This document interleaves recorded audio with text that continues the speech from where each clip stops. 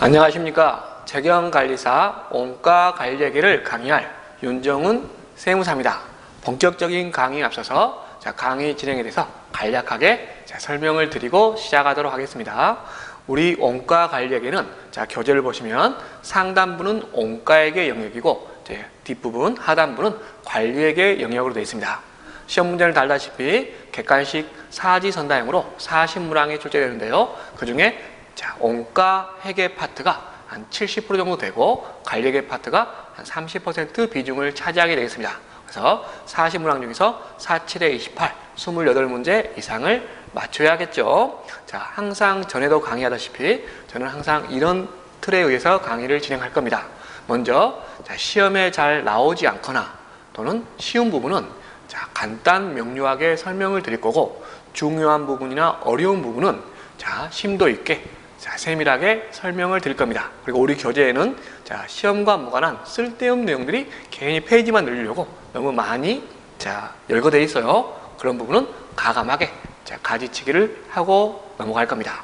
달라시피 우리 이 재경관리사 시험은 그때그때 매 출제위원이 들어가서 시험을 출제하는 게 아니라 문제은행식으로 출제되고 있죠. 그래서 우리 교재 각 장마다 문제가 나와 있고 뒷부분에 모의고사 3회분이 나와 있습니다.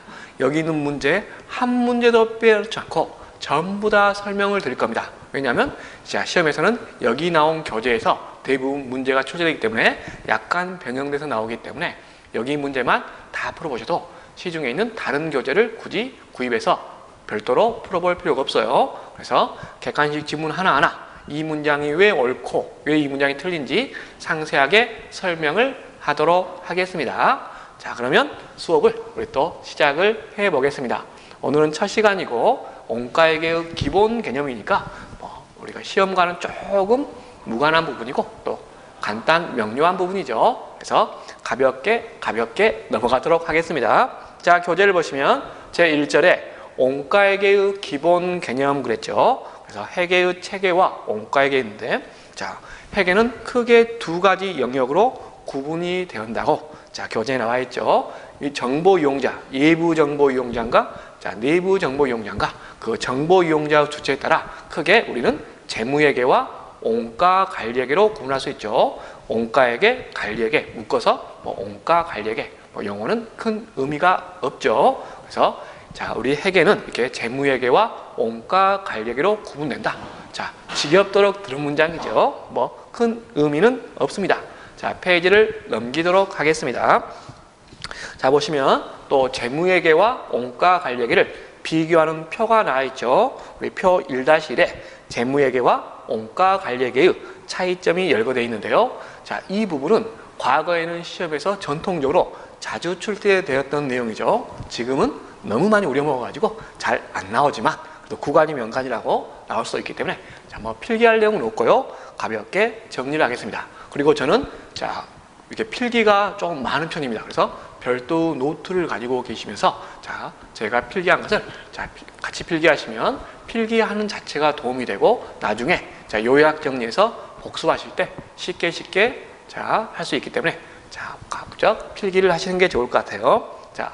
오늘 첫 시간은 필기할 내용이 없습니다. 우리 표 1-1 보면 재무회계와 원가관리의 차이점이 나왔죠. 먼저 목적에서 근본적인 차이가 있죠. 재무회계는 정의가 뭡니까? 기업의 일부 정보 이용자에게 경제적 의사결정에 유용한 정보를 전달하기에 재무제표라는 표준화된 양식, 그 도구를 통해서 재무보고를 하는 회계죠. 그래서 목적은 주주나 채권자, 시민단체, 정부나 종업원 같은 일부 정보 이용자에게 경제적, 즉 돈과 관련된 의사결정에 유용한 정보를 제공하는 게 목적이죠. 반면 원가관리회계는 일부 정보 이용자가 아닌 내부 정보 이용자를 한 회계죠. 경영자가 계획과 의사결정, 통제와 성과평가에 성과를 활용할 수 있도록 우리가 유용한 원가 정보를 제공하는 게 이 원가관리회계의 어떤 역할이겠죠. 그래서 목적에서 근본적인 차이가 있습니다. 그래서 한마디로 요약하면 재무회계는 일부 보고 목적이다. 그 다음에 관리회계는 내부 보고 목적이죠. 이용자는 당연히 다르겠죠. 재무회계는 주주나 채권자, 정부, 시민단체, 종업원 등이 있고요. 반면에 관리회계는 경영진이죠. 그래서 경영자가 주로 내부 이용자이기 때문에 자, 이용자는 경영자다. 보고수단은 재무회계는 외부 정보 이용자한테 공표해야 되니까 어떤 표준화된 도구, 양식이 필요하죠. 바로 그게 재무제표죠. 현재 우리 KIFRS에서는 재무제표로 5가지를 기본적으로 요구하고 있죠. 재무상태표, 포괄 손익계산서, 현금 흐름표, 자본변동표, 주석으로 구성되어 있습니다. 나머지 기초 재무제표도 있는데 그 쓸데없는 소리고요. 자, 그리고 이렇게 재무회계는 외부에 보고하다 보니까 표준화된 양식인 재무제표가 필요하지만 관리회계는 회사 기밀이죠. 회사 밖으로 새나가지 않는 자, 생산부서와 경영자 간에 소통하는 거기 때문에 회사 기밀이기 때문에 자, 실무마다 다 양식이 다르겠죠. 그래서 그걸 좀 포장을 하면 특수목적 보고서라고 합니다. 자, 큰 의미는 없죠. 그리고 보고 작성류, 우리 재무회계에서는 자, KIFRS 한국채택국제회계기준에 의해서 장부를 작성하도록 이렇게 법으로 강제화되어 있죠. 그래서 법에 의한 요구입니다. 관리회계는 그딴 거 없습니다. 그렇죠? 중거 기준이 그렇다는 거죠. 중거 기준도 마찬가지로 보고 작성류가 법에 근거하니까 그 법률이 바로 한국채택국제회계기준이다. 관리회계는 그딴 거 없어요. 가장 중요한 게 이제 자, 성격이죠. 여기서는 정보 내용 및 속성이라고 했는데 다른 말로 표현하면 성격입니다. 재무회계와 관리회계는 원가관리회계는 어떤 성격을 가지는가? 재무회계는 성격이 과거지향적이고 객관성을 중요시합니다. 반면 원가관리회계는 정반대로 미래지향적이고 목적 적합성을 강조해요. 왜 이런 근본적인 차이가 나요? 자, 재무회계는 과거 1년 동안 기업에서 발생한 사건을 있는 그대로 충실히 보고하는 거죠. 자, 과거 1년 동안 발생한 사건은 자, 주가에 유리한 정보도 있고 불리한 정보도 있는데 그걸 가감하지 않고 충실히 있는 그대로 보고하기 때문에 자, 과거 지향적이라고 그러고 자, 신뢰성, 동요가 이제 객관성인데 객관성을 더 중요시하는 거죠. 반면 원가 관리회계는 회사 경영자는 항상 앞만 보고 달려가고 있죠. 계획, 투자, 의사결정, 성과평가, 통제 이런 미래 의사결정에 직면해 있기 때문에 그 경영자가 요구하는 정보는 정확성보다는 의사결정에 목적 적합한 도움이 되는 어떤 추정치를 요구하죠. 생산부서에. 그래서 경영자는 앞만 보고 달려가고 있기 때문에 그때 제공하는 정보도 미래 의사결정과 관련이 되어 있기 때문에 미래지향적이라고 그러고 또 정확성, 객관성보다는 목적 적합성을 강조하죠. 그래서 근본적인 성격의 차이가 있다. 자, 이렇게 정리할 거고 따로 지금까지 필기할 내용이 없네요. 손이 근질근질합니다. 자, 그 다음 페이지 보시면 원가에게 의의가 났죠. 자, 순서가 지금 잘못됐어요. 원가라는 개념을 먼저 정의를 내리고 그 다음에 원가회계로 가야 되는데 우리 교재는 원가의 정의가 뒤에 나옵니다. 원가회계의 의의가 먼저 나왔죠. 그러면 뒤에서 나오겠지만 그냥 간단하게 원가를 정의하면 어떻게 돼요? 공장 등에서 제품 등의 생산을 위하여 정상적으로 소비, 투입된 그 경제적 자원을 원가라고 그러고 크게 3가지 요소로 구분하죠. 직접 재료비, 직접 농업비, 제조 간접비로 구분합니다. 한마디로 원가는 뭐냐? 공장 등에서 제품 등의 생산을 위해 정상적으로 소비된 경제적 자원을 화폐 금액으로 측정한 거죠. 그걸 다루는 회계가 원가회계겠죠. 그래서 교재 자, 2절에 원가회계의 의의가 있는데 시험과는 무관하지만 자, 책을 쓰신 분 또 예의상 한번 읽어보겠습니다. 자, 코스트 어카운팅이라고 그러죠. 원가회계란 재무회계와 관리회계에서 필요로 하는 원가 정보를 제공하기 위하여 제조활동과 영업활동에 관한 원가 자료를 확인, 분류, 집계하는 회계 분야이다. 무슨 소리인지 모르겠습니다. 쓸데없는 소리죠. 그리고 원가회계의 위치가 나와 있는데 다 필요 없습니다. 자, 페이지를 넘어가도록 하겠습니다. 그 다음 페이지 보시면 원가회계의 영역이 있는데 자, 이 부분을 간략하게 정리하면 자, 우리 교재는 앞부분이 원가회계고 뒷부분이 관리회계라겠죠. 서로 다루는 영역이 달라요. 그래서 자, 이제 보겠습니다. 원가회계는 무엇을 다루는가? 원가회계는 오로지 포커스가 하나에 맞춰집니다. 오로지 한 가지만 생각하죠. 이 원가회계는 오로지 공장에서 생산한 그 제품의 단가 계산, 바로 제품 원가 계산에 모든 필이 꽂혀 있죠. 그래서 원가회계의 모든 영역은 뭘 다루냐? 바로 제품 원가 계산을 다루고 있습니다. 그래서 원가회계는 바로 제품 원가 계산 이 한 가지만 생각한다는 거죠. 자, 반면 관리회계는 이 원가회계 파트에서 제품 원가가 산출되면 이걸 근거로 이제 관리계획에서는 어떤 내용을 다루고 있냐? 이제 나중에 배우겠죠.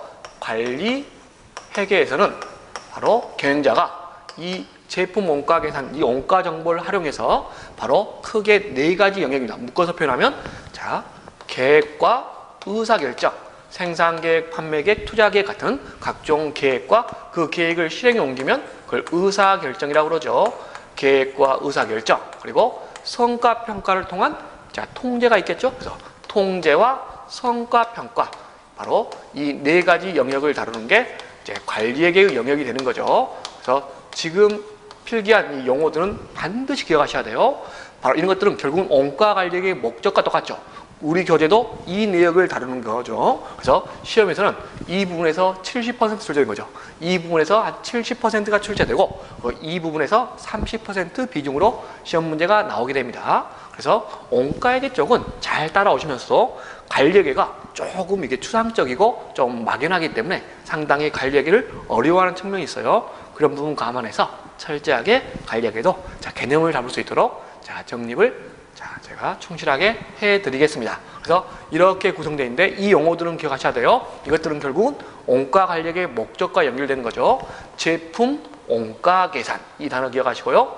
계획, 그리고 의사결정, 통제, 성과평가, 이 용어들은 반드시 기억하셔야 돼요. 이게 바로 영역이면서 동시에 목적이 되는 거죠. 자, 이것만 기억하시면 우리 교재에 뭐라고 엄청 나와 있는데 다 쓸데없는 거죠. 너무 그림이 많아요. 우리 교재는 쓸데없는 그림이 많습니다. 자, 세무에게는 세법이 너무 엉터리고, 자, 재무에게는 자, 논문을 번역해 놓은 게 수준에 불과하기 때문에 자, 각 장마다 흐름이 깨져가지고 지금 딴소리 하고 있고, 이 원가 관리에는 그나마 좀 틀린 부분이 없습니다. 다만 쓸데없는 그림이 많아서 헷갈리는 게 좀 오겠죠. 이런 부분 다 가지치기 할 겁니다. 그래서 교재 보시면 자, 원가액의 영역에 가지고 1. 제품 원가 계산, 그리고 2. 계획과 의사결정, 3. 통제와 성과평가 되어 있죠. 그래서 이것은 각각의 영역이 이렇게 구분되어 있다. 기억을 하시기 바랍니다. 그 내용이 또 다음 페이지에 3절에 원가회계와 관리에서 또 반복되고 있죠. 자, 계속 읽다가는 졸리겠어요. 쓰잘데없는 내용이 나와 있습니다. 그래서 자, 우리 3회 원가회계와 관리회계의 관계, 이 두 개의 관계, 자, 이게 나와 있는데 자, 예의상 한 4줄만 읽어보겠습니다. 3줄만. 무슨 관계일까요? 부관계인가요?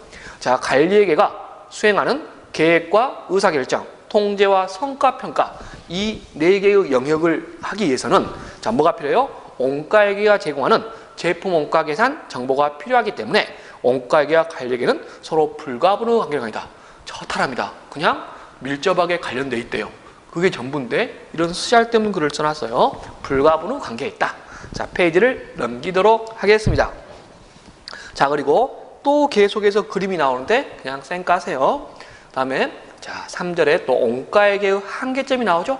뭐 재무회계도 한계가 있듯이 원가회계도 한계가 있겠죠. 이 한계는 시험에 나오기 힘드니까 별도로 필기할 내용은 아닙니다. 가볍게 보겠습니다. 먼저 원가회계 정보 자체가 한계가 있죠. 이건 재무회계도 마찬가지죠. 주로 원가회계나 재무회계는 재량적 정보, 재무적 정보, 수치화된 정보를 주로 다루고 있죠. 비재무적 자, 정보는 자, 가급적 이렇게 축소되어 있고 별로 다루지 않죠. 그래서 원가회계는 자, 재무회계와 마찬가지로 비합회성 정보와 질적인 정보는 자, 이렇게 크게 제공하지 못한다는 단점이 있다는 거죠. 그리고 자, 재무회계는 어느 정도 회계처리나 어떤 과정이, 결산을 이루는 과정이 어떤 틀에 박혀 있는데 이 원가 관리회계는 나중에 설명드리겠지만 기본 모형만 12가지 모형이 있습니다. 그 12가지 모형을 또 응용하면 더 많은 모형이 나오겠죠? 예를 들어서 당장 간단히 접근해도 원가 계산 방법에 따라 개별 원가 계산, 종합 원가 계산, 원가 측정 방법에 따라 실제 원가, 예정 원가, 표준 원가, 제품 원가 구성 방법에 따라 전부 원가 계산, 변동 원가 계산, 2 곱하기 3 곱하기 2 하면 그래서 기본 모형만 12가지 모형이 나오죠. 회사마다 다 회계 처리하는 방법, 루트가 너무 다양하다는 거죠. 그래서 우리 원가에서는 불행인지 다행인지 모르겠지만 회계 처리 관련 문제는 시험에 가급적 나오기 힘듭니다. 다양한 방식의 루트, 회계 처리 방식이 있기 때문에 자, 재무회계처럼 이렇게 쉽게 회계 처리 문제를 출제하지 못하는 단점이 있다는 거죠. 하여간 회계 절차 적용 후 어려움이 있습니다. 그래서 회계 처리 방식이 자, 기본 모형만 12가지 모형이니까 A라는 회사는 이 모형, B는 이 회사 각각 제각각 다르게 회계 처리를 하고 있다는 거죠. 그래서 회계 절차 적용 후 자, 일관성이나